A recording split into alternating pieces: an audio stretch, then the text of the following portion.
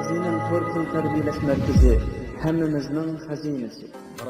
İnternet tor orqali uyda o'tirib bu darslarımızga qo'shila olasiz. Turk tili, ingliz tili, arab tili, xitoy tili, german tili, uyg'ur tili, kompyuter sistemi kodlash darsi. Turkiya, Qibrис va chet ellardagi universitetlarda o'qishni xohlamisiz? Qiynamsiz beshingizni qattirmay, biz bilan aloqalashing. Siz ko'p yil ishlagan bo'lsangiz, yana moliya qiyinchiligiga cho'nqur ketib qolganligingizni, rahimsiz real jamiyatga moslasha olmayotganligingizni, uy, avtomobil, davolash, farzand tarbiyasi, shaxsiy turmush chiqim qatorliqlarga nisbatan jismoniy va ruhiy jihatdan horg'inlik his qilyapsiz.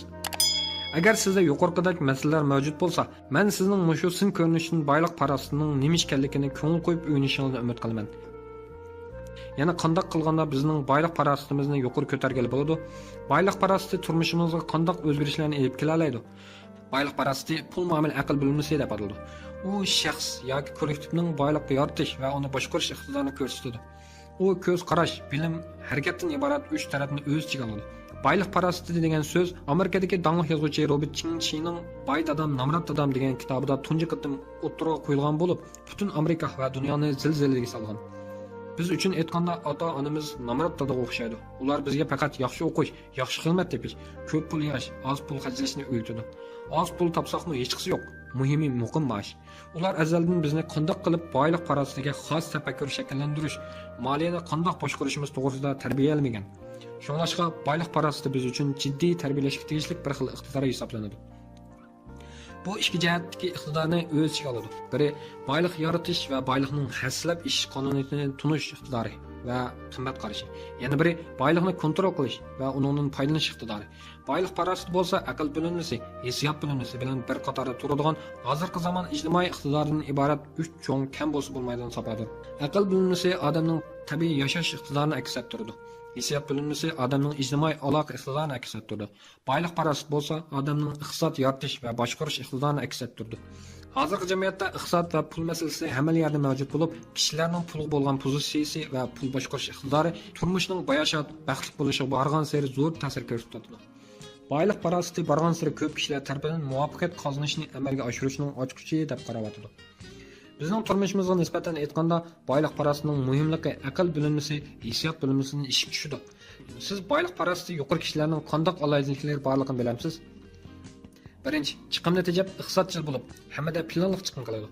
Kirimni boshqarish aniq bo'lib, oylikchi bo'lishdan qutuladi. Qarg'ularcha hayajon bilan iste'mol qilishdan saqlanib, iqtisodchilik bilan chiqim qilib, kirimga qarab chiqim qilishni biladi. Vaqt uzatib bahramon bo'lishni, suv kelguncha to'g'on tutishni biladi. Hargizmi tishning barida go'sha degan ideyani qo'llashmaydi.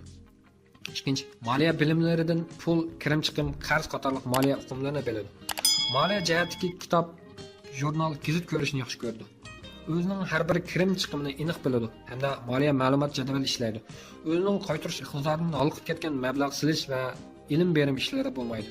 Uchinchi, har qadamni puxta oladi. Bir kechada boy bo'lish xato tafakkurdan yiroq bo'lib, osmondan po'shkal tushadiganligiga qat'iy ishonmaydi.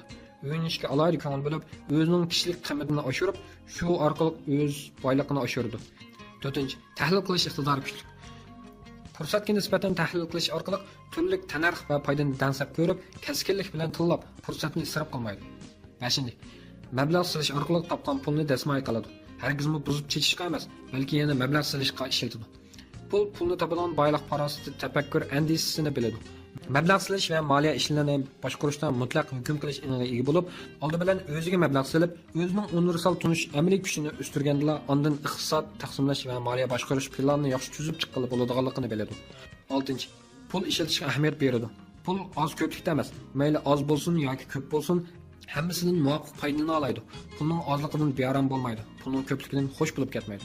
Ko'p pulmi oz pulning jo'g'inishidan hosil bo'lganligini biladi. Agar yuqorqi bir qancha nuqtani qilib bo'lolmagan bo'lsangiz, sizning boylik parasiti tafakkuringizning yanada yuqori ko'tarilishi lozimligini tushuntirdi.